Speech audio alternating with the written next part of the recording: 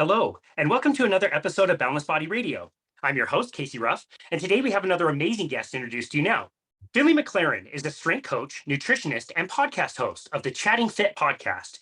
He's an advocate of a low-carb and animal-based diet. Finlay excelled in rugby and Olympic weightlifting until injuries curtailed his progress. After spending years battling a knee injury and searching for rehabilitation methods, he is finally pain-free. During this search, Finlay rediscovered the benefits of a low carbohydrate, high meat diet, as well as refined the fundamentals of what creates strength, both physically and mentally. Having experimented with veganism, vegetarianism, keto, and several other diets, he is confident that there are human-specific ways to eat. Finlay wants to give a platform for voices in the nutrition and diet world to push back against the anti-meat narrative and help people reclaim their right to a healthy life. He is the author of Biohack Your Sleep, Achieve the Sleep You've Always Dreamed of, which is available on Amazon.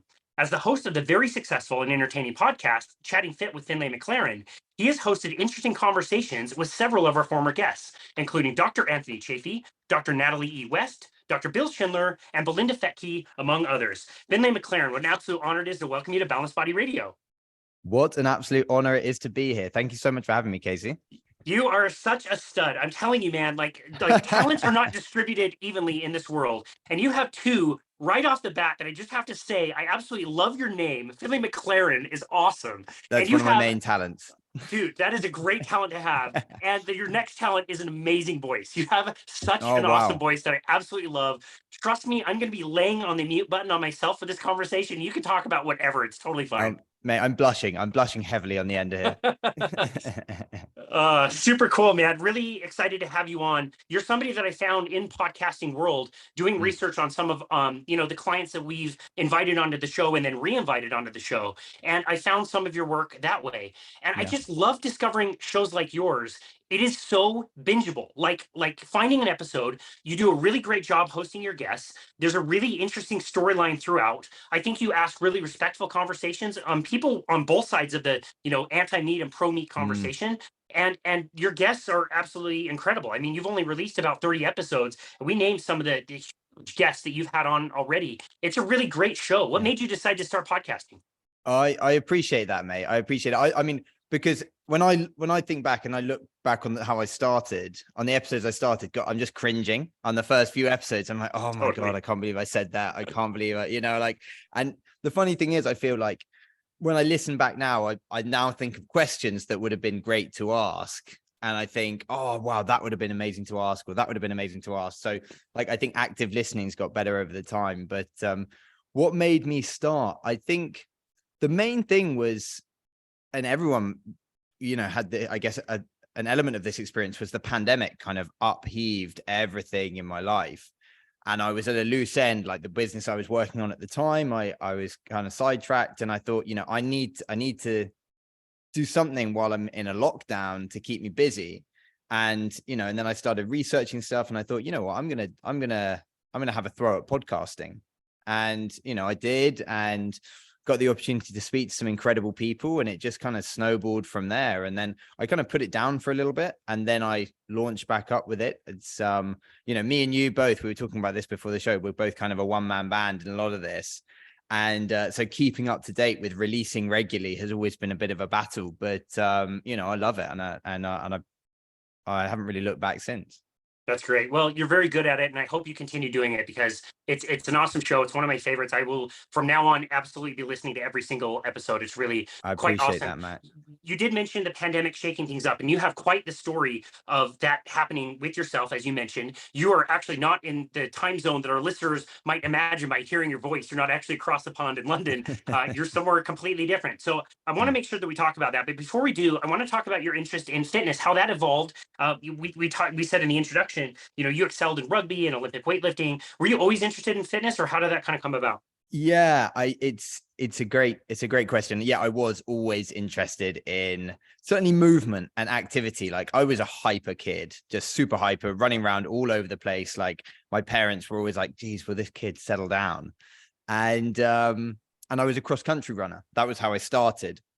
I think my parents, again, they just said, what can we just put this kid into, and he can just keep running and run himself, so his energy levels are a bit down. So I started that at the age of about 6 or 7, And I did kind of competitive running for probably 5 or 6 years, and then started playing a lot of rugby, had a lot of success in rugby, and I played good school level rugby and ended up playing for the county. In England, we have the different counties, like you guys have states out in the US. And I started playing for different county level teams. And yeah, it progressed from there. I just became rather obsessive with it, really. And at the same time, I was still running at the same time as playing rugby. I was playing competitive squash. I was playing competitive cricket. I was doing competitive athletics.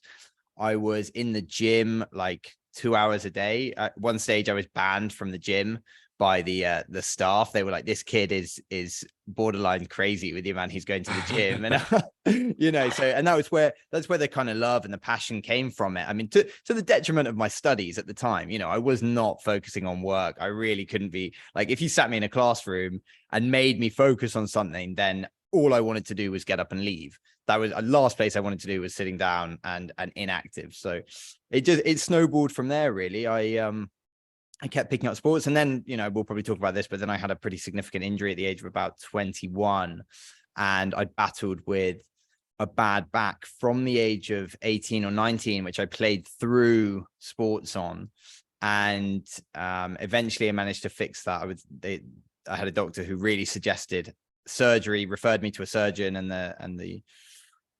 the solution kind of put forward for me as surgery at the age of a 19-year-old, I was really not happy with. And, you know, from there, then that sort of sparked my interest into rehabilitation and into how to build real strength, you know, rather than just crap technique in the gym, which is ultimately the only way I can describe my technique in the gym at the age of a 17 or 18-year-old. Wow. So I do have to ask you, like, is that when you decided to get into personal training as a career? Yeah, age of 18, I qualified. I qualified in Birmingham in a place called the European Institute of Fitness.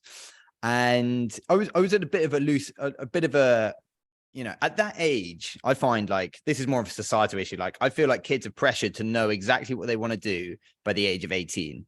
And like, they're pushed into career paths. They're pushed into like deciding these super expensive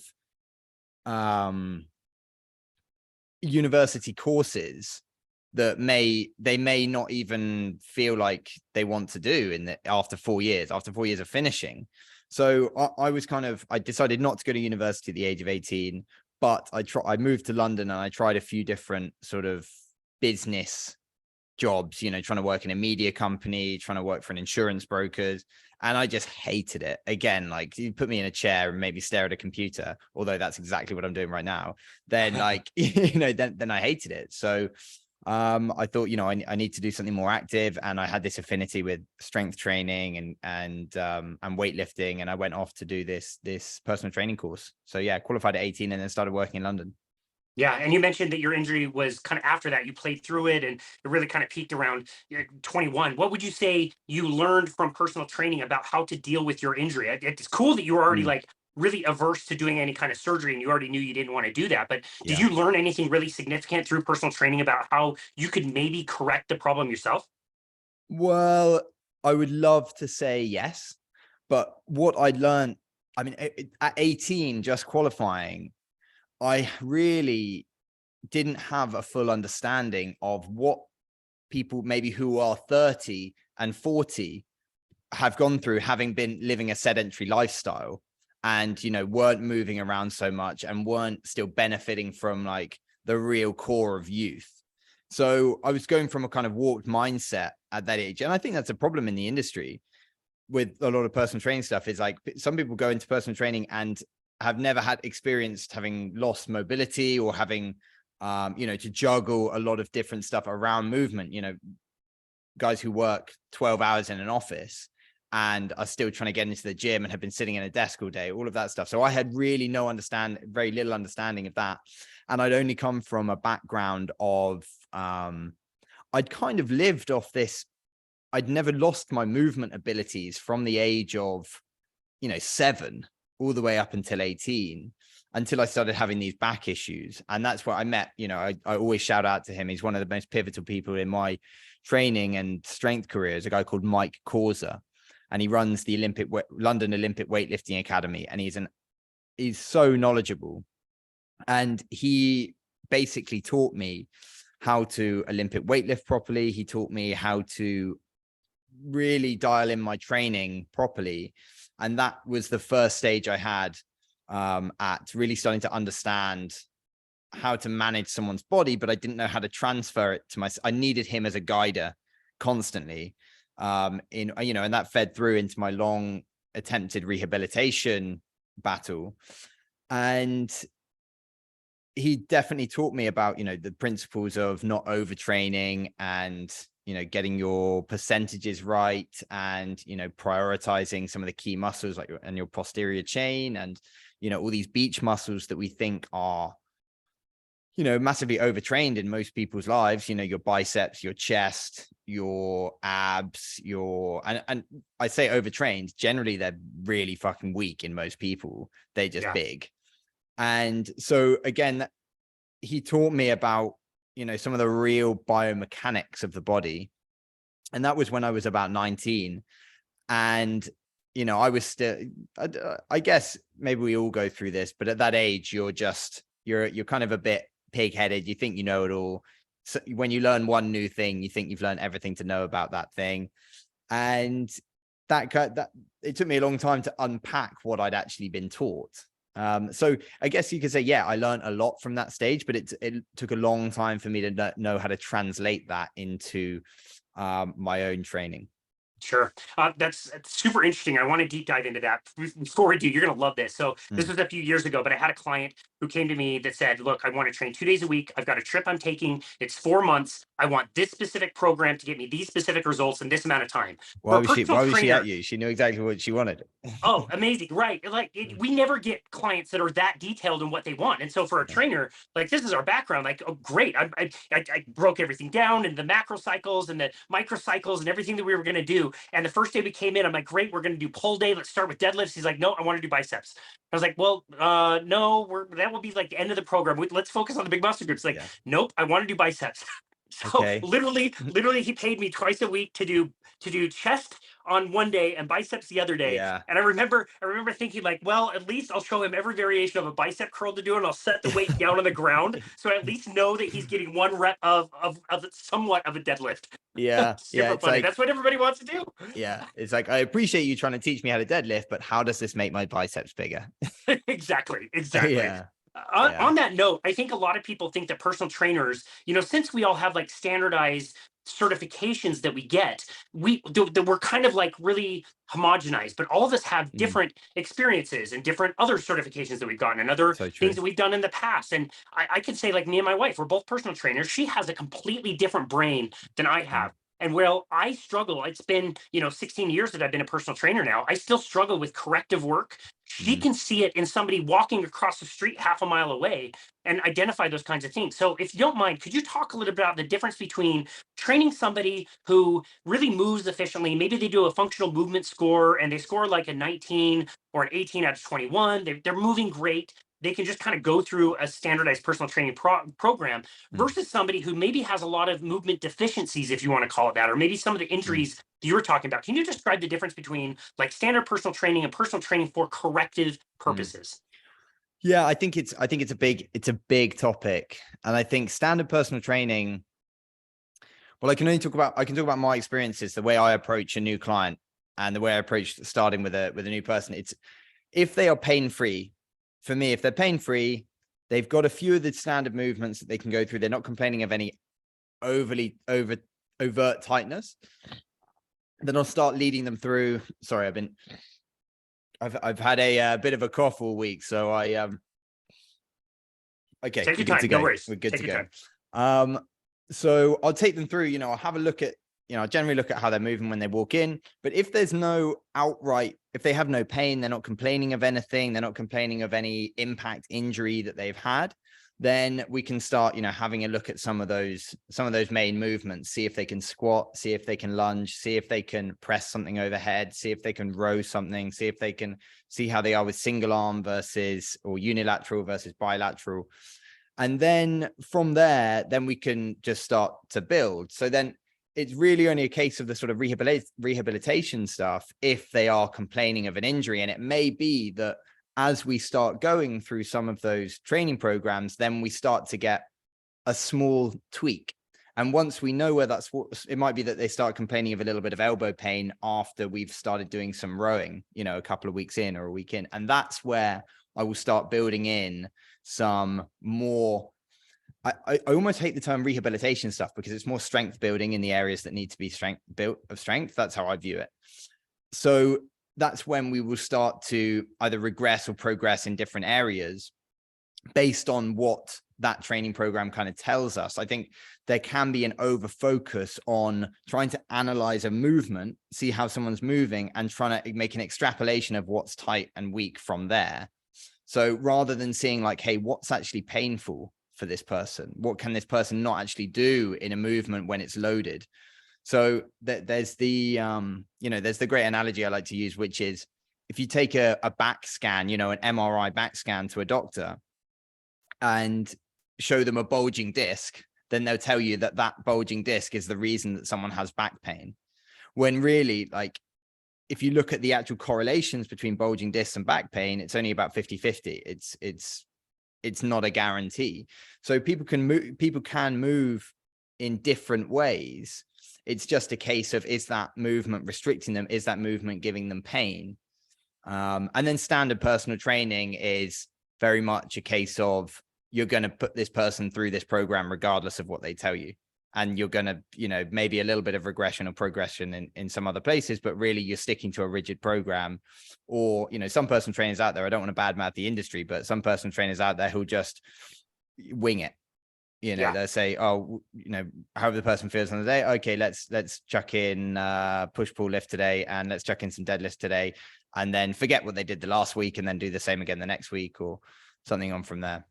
Yeah, no, I observed that in the community center that I go to lift weights in my neighborhood. They have some kind of staff of personal trainers, and you can tell they're completely disengaged. They don't have a program that they're following. I see, one girl, she's kind of leaning against a wall, and the lady that she's training is doing, like a rope bicep curl and then a different version of a bicep curl or a tricep press. And I just, the trainer inside of you wants to walk over to that person and say, what is the purpose? Why are you doing these movements that you're doing? What is this person's goal? I think it gets so easy in this industry, like you said, to either, hire a trainer who doesn't really take the time to assess your goal, see what you want, connect that to the true, desire of the client. Like, yeah, you want to be strong, but what do you want to be strong for? Like going that level deeper to find out you want to be strong because you want to be around for your grandkids, or you want to be able to hike the mountains every weekend with your family. And there's such a vast difference between either the trainer that, again, is very disengaged, or the person putting together, those cookie cutter programs. Like you said, like those are available everywhere and they're fine. I just wish more people would hire a good personal trainer, even if it's temporary, a few sessions to watch the person, watch how they move, and work together, workshop with that person to find better exercises, good exercises that work for that person to get a desired outcome versus just throwing random exercises at somebody. Yeah, totally. And I think that there is a benefit that you can get from those cookie cutter programs if you're not getting pain from it. It's a big, like, the body is so good at telling you what it doesn't want to do, and it doesn't want to do it for a reason, and that might be a muscular imbalance or a muscular weakness. But so some of those programs are really good, but it's the person, it's social media is great for lots of things, but for disseminating bad fitness information, that's it really does that well. It disseminates bad information really well, and it disseminates good information really well, but it's really difficult for the layman to understand what's good and what's bad, especially when, we were talking about this again just before, like the exercises that are good for a person in the final stages of their prep for a bodybuilding competition are not the exercises that Jeremy, who's just finished his 9 to 5, should be doing to get out of his, his rounded shoulders and his kyphosis and his pain in his low back. Yeah.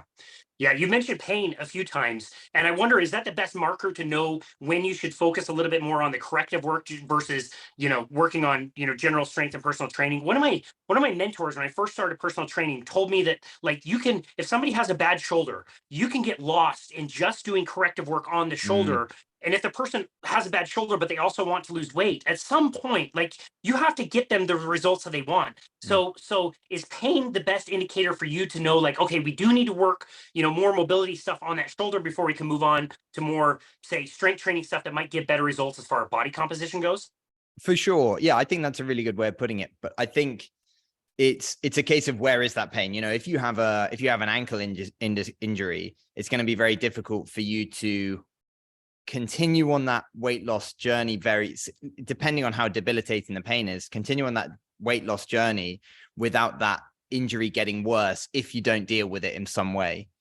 But if you have, a sore wrist, then, ultimately you can still run, and you can still, you can do squats with a safety bar. You can do a lot of stuff while avoiding that injury. And at the same time, I think the general injury premise is, train what you can train and rehab what you can rehab. So do what you can to get around it. And I've seen amazing results with people just from, a lot of the old physiotherapy stuff was, rest. And I see that as as a lost in translation meaning, whereby if you remove the stimulus that's giving the injury pain, but you still move, for instance, let's do the wrist injury or elbow injury, for example. If you still move, if you're still out walking, if you're still out running, if you're still out lunging, if you're still out doing whatever it is, but avoiding that injury, and at the same time getting a little bit of movement into it, then in our minds, that's not rest. That's still movement, but you're still resting that joint.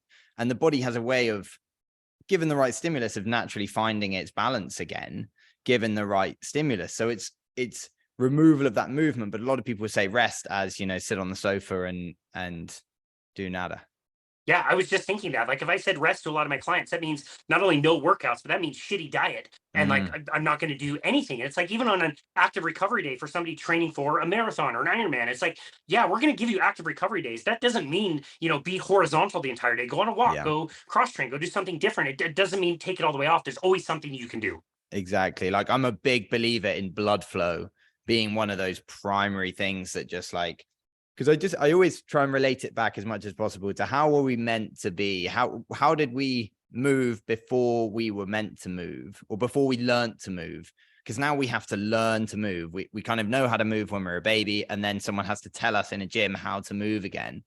So that we weren't always squatting, when in the hunter-gatherer days, and we weren't always doing these, shoulder presses and stuff. We might have done, let's say, 10 shoulder presses or 20 shoulder presses throughout the week, and then loaded ones. And then it might have been, 100 totally unloaded, but at different times, different angles, different places, carrying different baskets, we're doing whatever.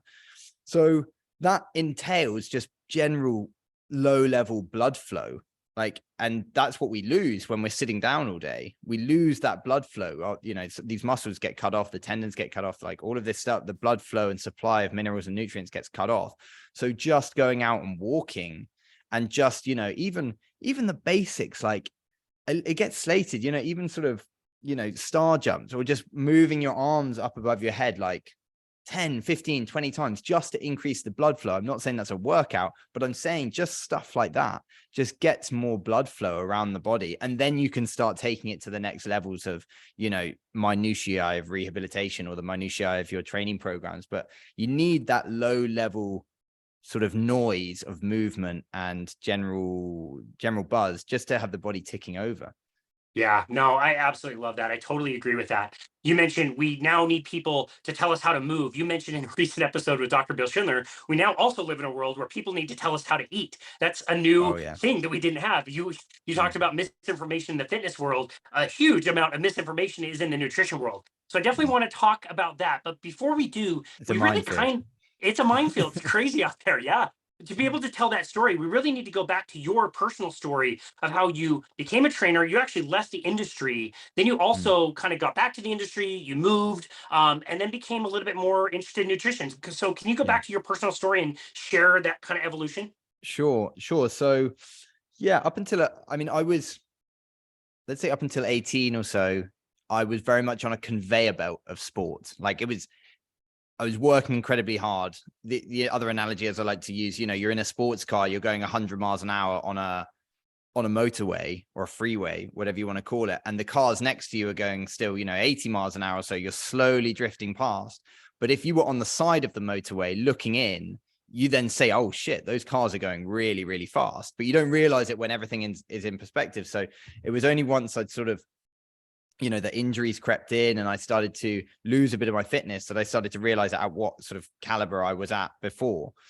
So after 18, I left school and everything, and I was still playing a bit of sport, and I had this back injury. I went to London and I started working full-time as a personal trainer. And at that point, nutrition was certainly a part of it, but I had a very myopic view of nutrition. All I'd known was high protein, you get your protein shakes in. I didn't really care about dairy or wheat. My mom was a celiac, so I was kind of aware, but I thought, that's, grains weren't an issue for me. Seed oils weren't an issue for me. All of the stuff now that I'm starting to understand, I was having sort of a bag of spinach a day, like all of this stuff that now I'm looking back, I'm like, oh God, I'm lucky I didn't get it. I'm lucky I got away with only minor health issues. What were we doing? And yeah, it's like these sort of fitness dogmas sort of prevail. And then I went away and I went to, after I got to 21 and I had this bad injury and I couldn't lift and I couldn't even, it's a very strange mental thing as a personal trainer and a coach when you're injured, because a lot of my sort of, confidence as a coach came from the fact that I was able to train very hard and I had, a very good level of fitness. But once I started having this injury, and I started feeling aches and pains, I found it very hard to translate to a client and say, hey, look, I know what I'm doing here. Like a lot of that confidence was kind of lost. And that was one of the reasons why I ended up sort of moving away from the industry, was that loss of confidence around my own body and my own fitness. So I went off to university and I studied a degree in international business with agricultural trade and food production. So I was kind of still close to sort of nutrition, and I'd grown up in the countryside, and I was still working as a trainer at university, but only part-time. And I still maintained my fitness, but I was going through this stage of, I didn't know how, I thought I knew how to fix my injuries, but I really didn't. I was going off a premise of what I'd learned through with this coach, and that was great for building strength, but it wasn't necessarily great for the minutiae of rehabilitation. So I was still kind of training like I was a full-time athlete, but I wasn't. And then nutrition was always fine. The nutrition always came reasonably naturally to me. I never gained a lot of weight. I was always low carb. I was always high protein. I always prioritized meat, but I didn't know why I did it. It wasn't like I had a real solid foundation of that nutrition stuff. I just knew that that's what kind of bodybuilders did, and that's what athletes did. We avoid like all the crap and the shit and like the chocolate bars and the the additive foods. Again, it was sort of an innate feeling that was not going to be good for me. And then I went off and I did a master's in nutrition, physical activity, and public health, and that's what I started getting my teeth back into the literature at that point. And I was kind of a bit disenchanted by the whole thing because of the way that research presents nutritional findings is so different to what is reality. And, we're looking at population-wide stuff versus what works for the individual. And population-wide stuff is often kind of distorted, and there's so many confounding variables. So a lot of the stuff they were telling me in these nutrition courses was, a balance of grains and a balance of fibers and, lots of leafy greens and all of this other stuff. And, I was kind of, I sort of took that with a bit of a pinch of salt. And I went off there was sort of an impetus after that year of masters and after learning about nutrition there. And I got offered a job in software in London. So going off and selling software. And so I went off to London and I sold software for just over a year. And that was the sort of goal line I'd set myself. I've always been very goal oriented. And I thought I've got to do at least a year in this so that I show that I've given it a good punt. Did you hate it? I hated it. Well, actually, maybe that's harsh. There were things that I loved. I loved the buzz. I loved the buzz of being on a sales floor, selling things for thousands of pounds and getting a really good chunk of commission from there. And that was an incredible buzz. But I hated not being able to prioritize my health and nutrition. And I hated answering to someone who I felt like, their priorities were so different to mine, bosses and higher ups and all this other stuff. So, and, everything that came with that office life, drinking culture and, boxes of sweets and biscuits going around the office and everyone going, oh, just have one more. It's like, oh, why are you so focused on your health? Or, I used to get shit because I'd bring boiled eggs into the office and eat them in the morning. And no one liked me for that. So, it was a very foreign environment for me. And so I worked there for about 1.5 years. And then I went off and started a business with a friend of mine in, again, a totally unrelated industry, trademark registration software. And we did that for just under 1 year before the pandemic hit. And, we took the opportunity. We said, look, while this business environment is as it is, we're going to stop from here. And that's when I thought, I'm at a total loose end here. We're in a lockdown. And then that's when I really got my teeth into, it was the end of my nutrition course, my nutrition masters, that I really started getting my teeth into my own knee rehabilitation. I found a guy called Martin Coban who, dealt with, he wrote a book on fixing patella tendonitis, which is great, but it is very labor intensive. It sort of requires you to put at least 2 hours to 3 hours a day into the rehabilitation process on your knee. And wow. Even so, it still only gives you, it gave me a good base, but I had to avoid certain movements. And then from there, I started bringing back into stuff like rehabilitation guys or CrossFit World guys like Kelly Starrett. And yeah, so then that was my flip out of personal training, and then sort of my arc back in to fitness and nutrition, really. Yeah. And then you moved right after that? Then I moved to Mexico. Well, I thought, yeah, right, I'm out of here. I'm going to Mexico. So the pandemic hit in March 2020. I booked my first flight to Nicaragua about 9 months later, just before Christmas, like November of 2020. And with no real plan, I thought, like, I've got a little bit of savings in the bank. I'm just going to go and travel for a bit. Like, I'm wasting money on rent at the moment. And I say wasting, I still had a roof over my head, but I'm spending money on rent when I could be spending money on rent in another country. If I'm not moving, I'm not working, and I better to spend my savings on other ways. So I got out. So I booked that. The first 2 flights were cancelled, and they didn't give me the money back. So, what? Shout out to Aero Mexico for being absolute beep. Wow. Yeah, like it was so eventually they gave me flight credits, which it was nearly impossible to get that rebooked. And eventually I ended up having an internal flight after I had those 2 flights canceled to Nicaragua, and I went, screw it, I'll get as close to Nicaragua as I can, which ended up being Mexico. Got to Mexico, was in Mexico for a week, and then I went to Costa Rica and I surfed for a couple of months. And anyone who hasn't been to Costa Rica and you think it's going to be cheap, it's not cheap. It's really, they call it the Switzerland of Central America. I've actually heard that. Yeah. Yeah. So I was like, oh, Central American country, it's going to be really cheap. I'm going to go out there. And I was like, I looked at my savings. I was like, I've got to calm down. I've got to get back to somewhere that's a little cheaper. So that's when hopped on a flight. I went back to Mexico, was in Mexico City for a little bit. And then I meandered my way up the middle of Mexico through different towns, and got to Puerto Vallarta. And I really didn't know anything about Puerto Vallarta before I got here. I hadn't even heard of it about a week before I arrived.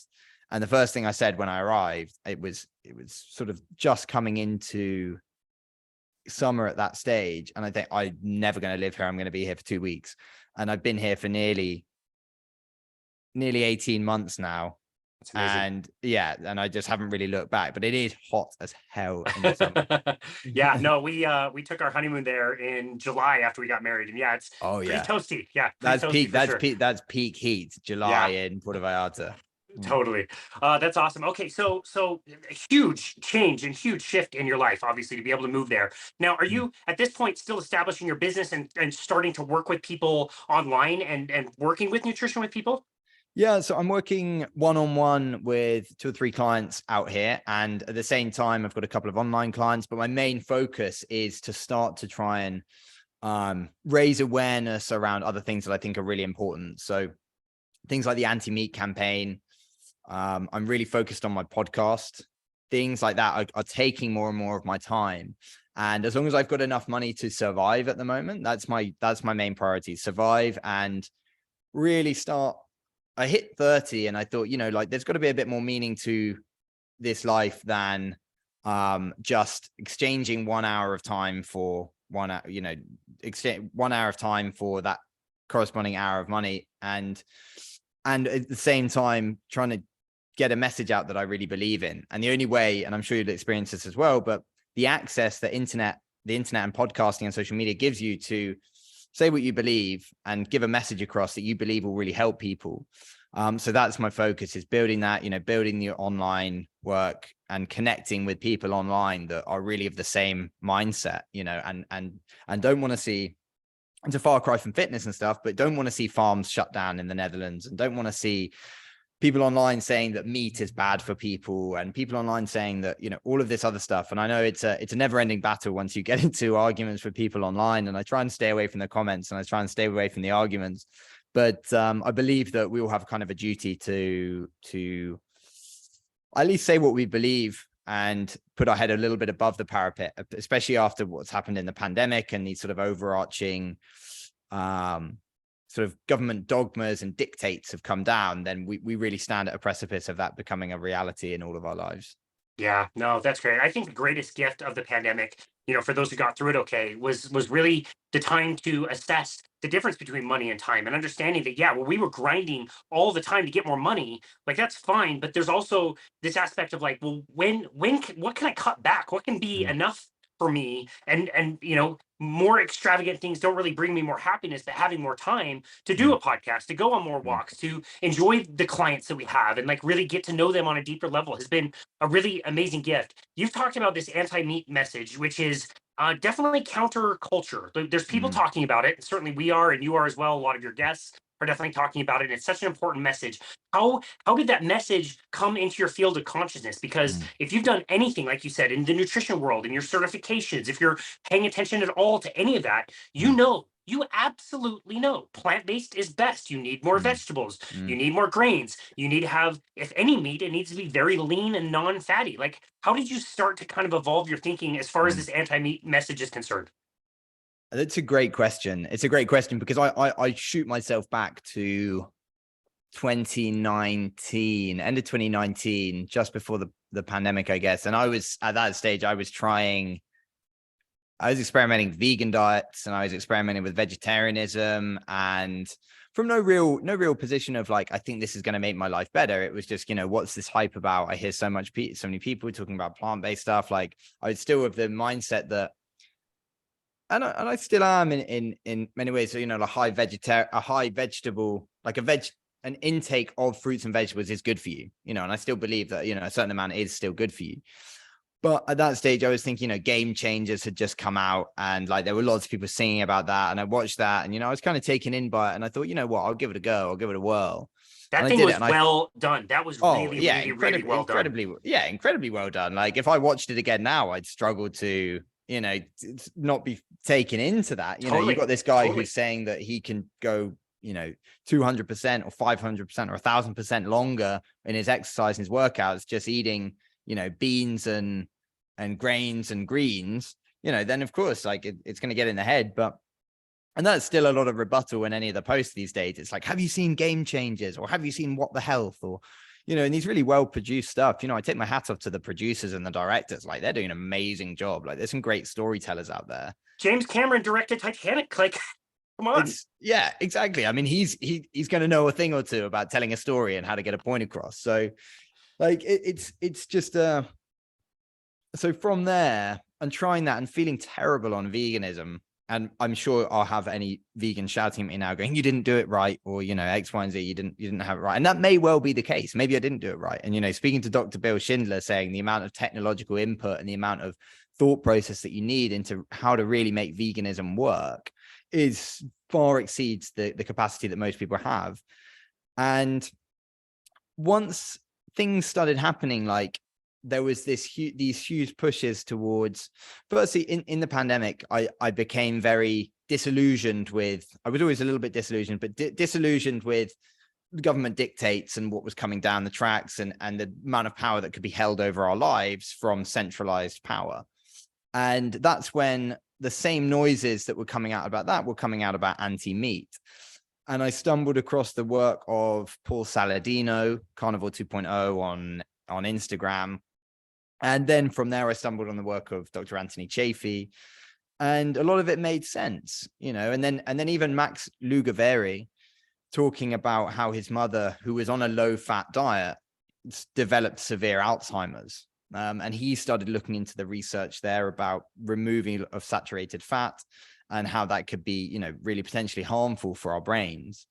And a lot of things sort of started to click into place. The fact that we had really, the only fats we had in our diet were animal-based fats going back 50 to 100 years, actually more, probably 100 years, were animal-based fats. And, you know, you only have to look at the rates of disease and everything started coming in when we had all these seed oils introduced into our diet. And okay, you can say correlation is not causation, but then you have a look at what it meant for our health wise once many of these highly processed foods and everything started coming in. And that's when a few things started to kind of click into place. And I started to increase the amount of meat in my diet and reduce the amount of leafy greens and reduce the amount of some of these, you know, so some of the carbohydrates that I always saw as great, you know, sweet potato and other white potatoes and stuff, which, don't get me wrong, I think I still have them from time to time, but it was this, I still had in the back of my head that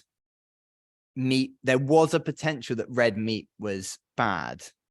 And that had come from a lot of the media pushing and a lot of this anti-meat message. And I've now totally reversed on that. And I still believe that processed meat is not a good thing for our health, but I believe that unadulterated, well-reared meat is very good for us, if not the most natural thing we can eat and the most nutritious and bioavailable for nutrition out there. So that was sort of it was a gradual shift rather than like a eureka moment.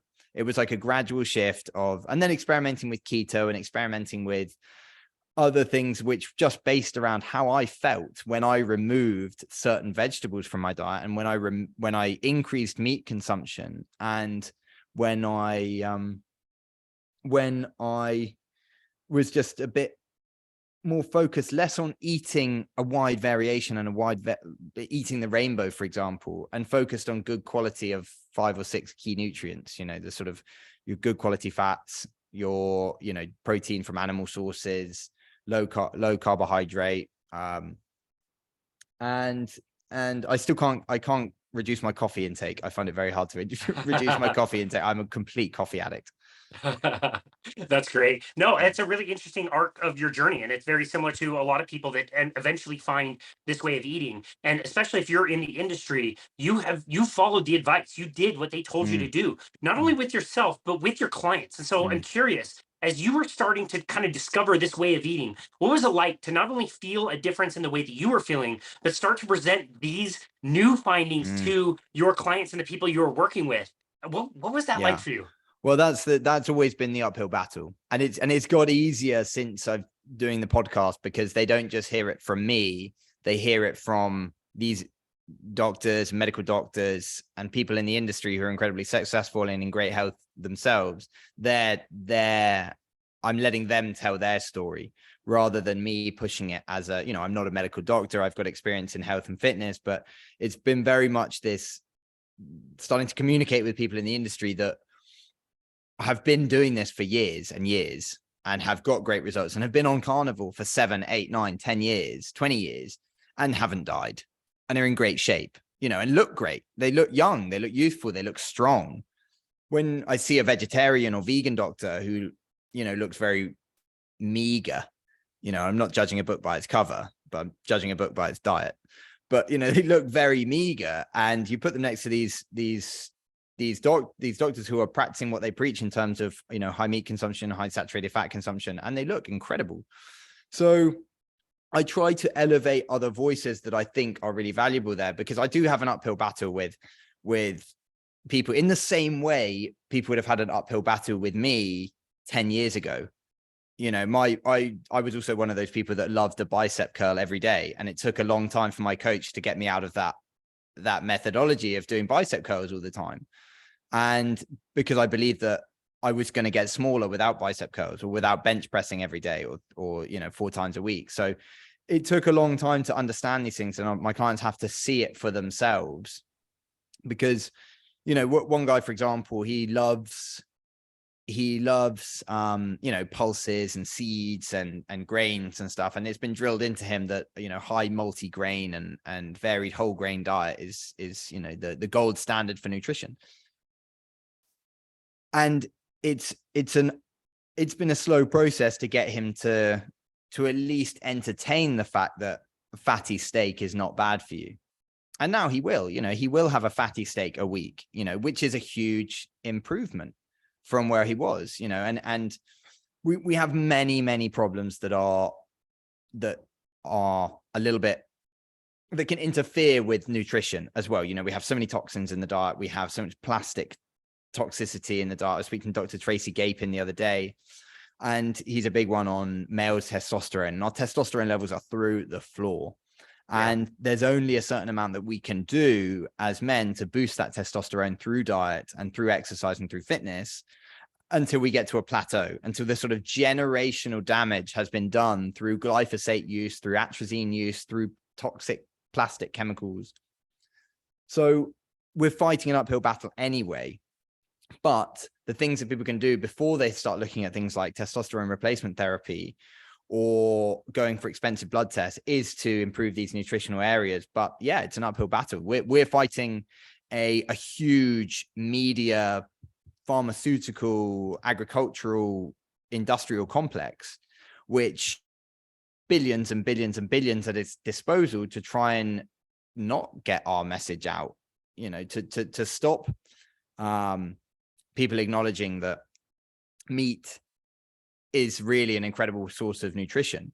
So yeah, of course, it only comes once you have that one-on-one time with people, and you build a relationship and you build a rapport, and they start to see that, you know, the way this guy eats is totally different to most people. And, you know, we're seeing articles come out. I've seen it. I can't remember the Manchester City footballer who came out and said that he eats heart and liver and only meat, and, you know, doesn't have any vegetables in the diet. And it's being sort of touted in the media as like weird diet from Manchester City football player. And this guy is at the top of his game. You know, he's scoring a goal a game. He's ahead of people in fitness, and like one of the top athletes in the world, and they're calling his diet weird. And for most people, it is weird, but we forget how, if we spoke to someone 200 years ago or 10,000 years ago, depending on how you want to look at the advent of farming and the introduction of agricultural processes, then they would look at our diet now as crazy. We pretty much most people only eat chemicals. Yeah. So it is weird, but going back through time, the new diet that we have is actually weird. The standard American diet is totally weird. That's right. And it's just for the sake of not knowing anything different that we think keto is a fad or carnivore is a fad. When you're right, like that's the way it has been our entire lives. And recently I've been trying to do more like thought experiments, and this is just a kind of a fun observational thing that I'll do. Like for sure, I'm outside of Salt Lake City right now. It snowed 4 inches overnight. The plants, Wow. there's no plants. Like plants are not growing. They're dormant. If they are perennial, if they're annual, they're already dead. There's no food. You couldn't like be transplanted here right now and be able to live plant based. We also just got back from a trip where we went to South Carolina. We were there for about a week. And walking around South Carolina, it's much warmer. It's very humid. I can't even begin to describe the diversity of plants around there. There is so many different variations of trees and bushes and plants and grasses and all this stuff. And I marveled to see all of it and to see not one little speck of food. I saw one lemon tree growing in Charleston, and it was definitely like planted there. You could tell it wasn't native to the area. Couldn't find that anywhere else. I saw maybe 1 or 2 people growing gardens, which again, we're done giving up food at all. And so now I want to ask you, you have more experience in climates that I would consider very lush, very they give a lot. It's very suitable for growing things. In your experience in Mexico and Costa Rica and all the places that you've been near the equator, did you notice food and fruits and vegetables and everything that we could consume just growing spontaneously everywhere? It's a really good question. I think if I got out into more of the kind of wild areas, I'm sure there would be stuff in there that one would consider as food, or someone from the area would be able to be like, yeah, you can eat that. You can eat that. I noticed lots of banana trees or plantain trees. That seems to be kind of ubiquitous in a lot of areas. There's, but no, not an awful lot. I mean, again, like I think this pervasive level of monocrop agriculture is just nearly global now. Like you drive through Mexico, you see fields of agave, or you see fields of pineapple plants, and it's very rare that you get this sort of permaculture setup of agriculture where you have a pineapple growing next to a mango tree growing next to a which ultimately, from my understanding, is gives that biodiversity and gives that balance. That the I'm not saying that it is an actual relation, but the chemicals that a pineapple tree might give off might be the pesticides which protect a mango tree. So there is this incredible balance in nature that we lose from this loss of doing this monocrop agriculture stuff. But no, I'm sure someone will be shouting at the screen right now, or shouting at their podcasting app saying, yes, there is loads of food available. Just got to go out into the streets in Puerto Vallarta and there'll be loads of it there. But it's what there is here is an incredible amount of tropical fruit. And I try and get my head around, there's this constant argument in the carnivore world. Should carnivores eat fruit? Paul Saladino is a big advocate of having fruit in the diet. Dr. Anthony Chafee and others and Natalie West and everyone, they're anti. And my thoughts are, again, rolling back to the natural processes, is like, I think and talking to Dr. Bill Schindler, I think we should have some, not should, but we can have some fruit in the diet and it'd be no issue. But the problem is that we can access it all the time now. Like to my shame, I think I've had a pineapple a day for the last week. And there's no way that, unless you have all the pineapple trees fruiting at the same time, that you could do that all the time. But if I did that for maybe a 2-week process, I'd get away with that, but I couldn't do it all year. Like there is a certain time in a certain season that you get these fruits, naturally maturing and ripening. And like you're saying, when you're in South Carolina, you just don't have that, or where you are outside Salt Lake City, you just don't have that because of the seasonal stuff at the moment. But perhaps once you get into summer, there'll be seasonal fruiting stuff, and the summer is the time that maybe we should be eating fruit, and we should be eating seasonally. But it's giving our body that time to detox from fruit and detox from sugar, and like getting our blood sugar stable again. So yeah, definitely down here in the tropical places, there's a lot more tropical fruit. I struggle to find a good apple. Which I'm a British guy, so I love a good apple. A summer apple from a UK orchard is amazing. But it's I think you've struggled to find a lot of really good quality natural growing food in many places now.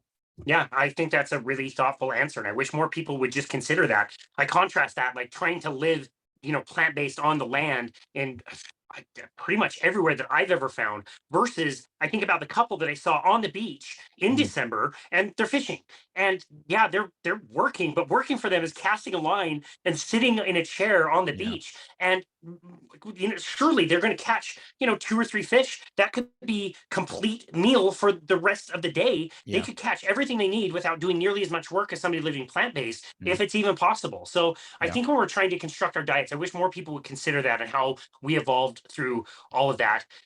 Going back to your podcast, you have definitely focused your podcast in that space. You've interviewed a lot of people who are uncovering the agenda of the anti-meat kind of push. Dr. Bill Schindler, Belinda Fettke, absolutely amazing in that way, for doing all her research on the Seventh-day Adventist Church and John Harvey Kellogg and all that stuff.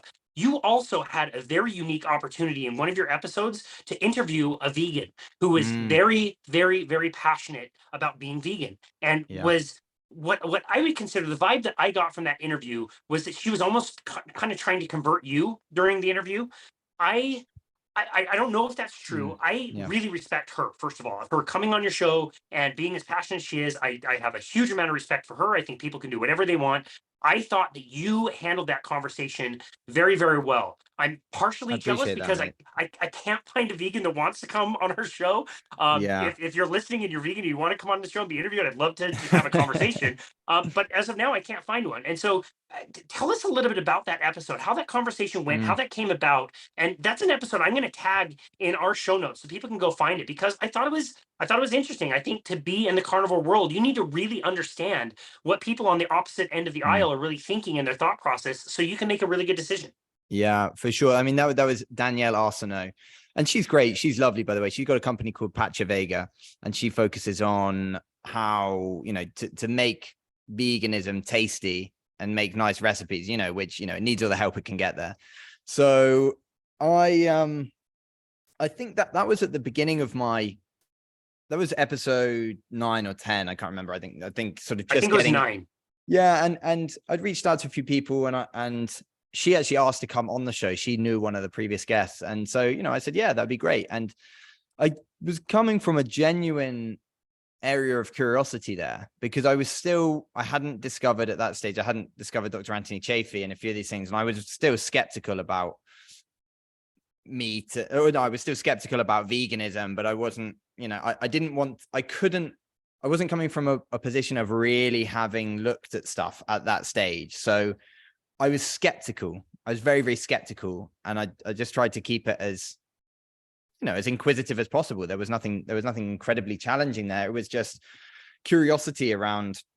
I asked her one of the questions, if I can remember, it was, wouldn't you agree that in the Northern Hemisphere or Southern Hemispheres or the poles, then we wouldn't have access to plants, just like you're saying, we wouldn't have access to plants all throughout the year. So in order to eat, it wouldn't be possible to eat a vegan diet everywhere. So how could we possibly have been vegans or in the past? And, animals are just, if you boil it down, they're a store of nutrients for us as, meat eaters. So a cow can live and reside and eat grass and everything for, years and years. And it's just there, it's accumulating those nutrients in its meat and its muscles. And then eventually we kill the cow and we eat it. And, we get all the benefits of those nutrients bioavailable for us. And there was she accepted some of that. And her main premise, which I think is the main premise for a lot of vegans, and which I would never, I'd never berate, they're coming from an angle of morality. And an angle of we're being vegan because we're saving animals, we're saving the planet. And, many who say, right, we think it's more. Welcome back.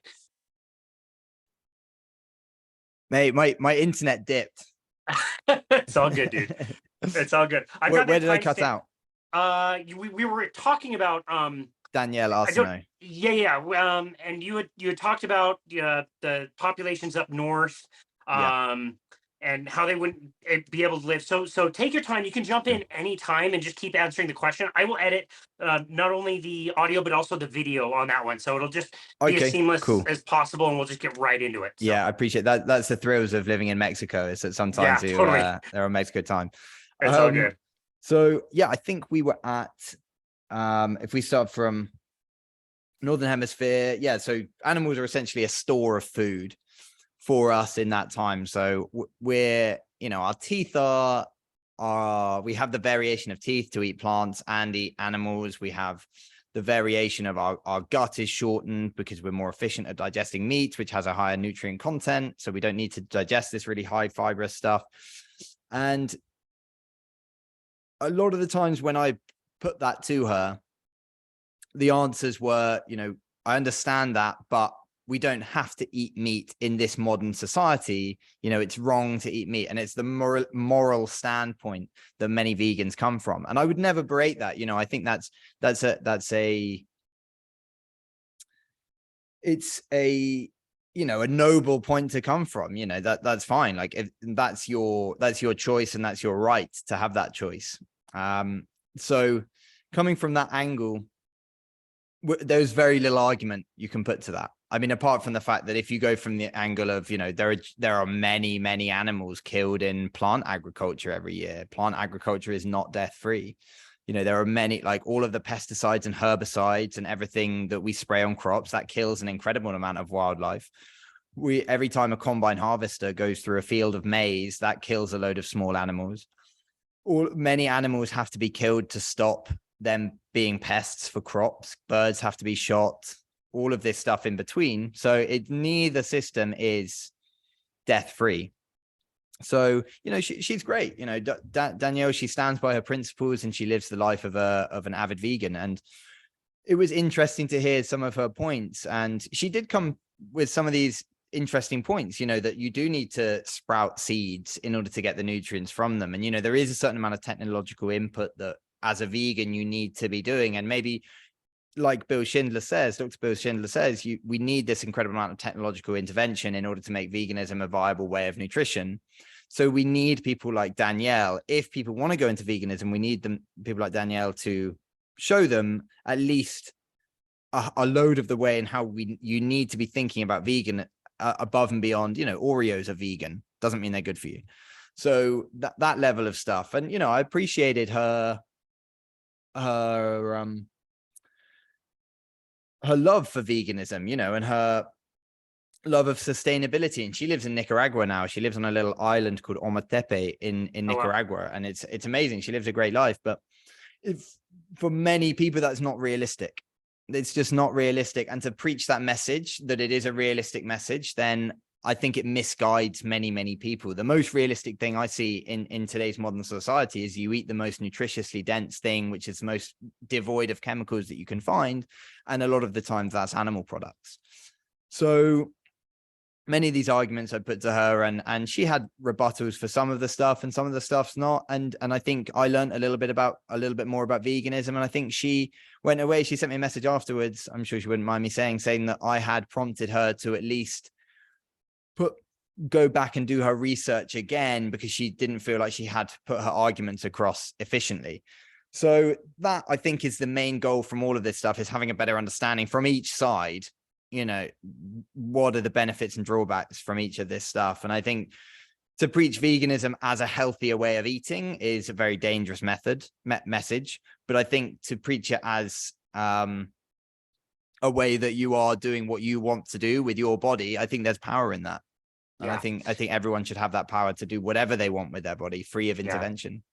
I agree. I appreciated the conversation. I appreciated the way that you hosted it. It was not confrontational, which I don't really love. And I really, you know, I really try to consider people's points. And there's something different about the way Dr. Bill Schindler, Dr. Anthony Chafee, Dr. Natalie E. West, Dr. Mickey Bendor, like people that really understand this stuff, when they're explaining things, it ties in so many different things. And I walk away from those conversations having less questions about stuff. And I hear her conversation and it's like, okay, you responded this, but now I've got 5 more questions. Like that doesn't really make a lot of sense in different contexts. And so it's a conversation I appreciated. I didn't walk away from that thinking like, wow, I really miss radishes and spinach and beets and things like that. Yeah, me too. But I appreciate that you went there and you handled it in a very respectful way. Before we got onto this call, you mentioned that you have not been in the low carbohydrate and keto and carnivore space for very long. Yet here you are producing content and you're putting your show out there, and like it or not, like, yeah, you might not be Joe Rogan. We might not be Joe Rogan, but we are influencing people in a certain way, whether we want to consider ourselves as quote unquote social media influencers. You're putting a message out there and you're influencing people in some way. What does that mean to you? Sure. Big question. What does it mean to me? It's cathartic in many ways, because it helps me refine my ideas. It helps actually show me where my thinking is wrong, and I'm coming into contact with more and more ideas. And then on from there, to be able to feel like I'm actually helping people understand a little bit more about the field of nutrition and a little bit the field of health is massive for me, especially in terms of pushing back against these narratives that I believe to be harmful to people. Because if I don't stand up and the person next to me doesn't stand up, then who's going to stand up? You know, there comes a point where if you believe something, then there's a certain amount of responsibility on you to go after that and see if you're right in that, because I may not be right, but I'm only going to be able to find out by speaking to people and finding information. And to be able to put that message across to people about, firstly, to have a curiosity and to question what you're hearing in the mainstream media. I think that's the main thing that I wanted to I hear stuff on podcasts sometimes and I think I don't agree with that.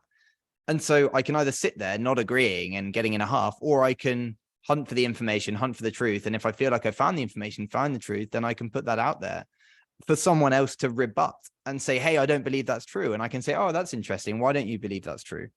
So it's this, I feel like I'm helping creating dialogue, and creating dialogue now is super important, especially when you have an increase of censorship, an increase of big tech wanting to shut down conversations. And unless we have these conversations, then the big media and the big narratives win.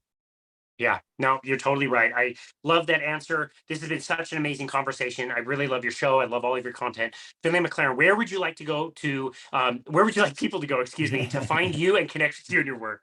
Fantastic, mate. Thank you so much for having me on. It's been epic. I wish I could ask you more questions, but I'm going to get to ask you questions in next week. Actually, you're going to be coming on Chatting Fit. We're going to flip it. There's some cross-pollination. So where can people find me? So my Instagram is at Finlay Squats _ Finlay and Squats. And then we've got our Instagram page, which is at Chatting Fit. And then we've got our YouTube page, which is at Chatting Fit as well. So there's extracts from the podcast on the YouTube page, as well as some shorts and stuff on there. And then we've got all of the podcasting apps. So Spotify, Apple, Chatbox, Amazon, all the main ones. If you just Google Chatting Fit, then it'll come up. So that's where people can find me. That's great. Dude, we will link that in the show notes. Finlay MacLaren with the awesome voice, the awesome name, and an awesome message. Thank you so very much for everything that you do. I can tell you, I can relate to having that same kind of feeling of like, what the hell can I do? There's so many other, people out there putting out great shows that have great guests and great content, and you almost don't feel like you have a voice, and you have overcome that. I think we dropped. Do we drop again? Oh man. Well, we've experienced some technical difficulties in the show, and I hope you can hear me. But Finlay MacLaren, thank you so very much for taking the time to be on our show today. We really appreciate you. And this has been another episode. I think we're dropping out a little bit there.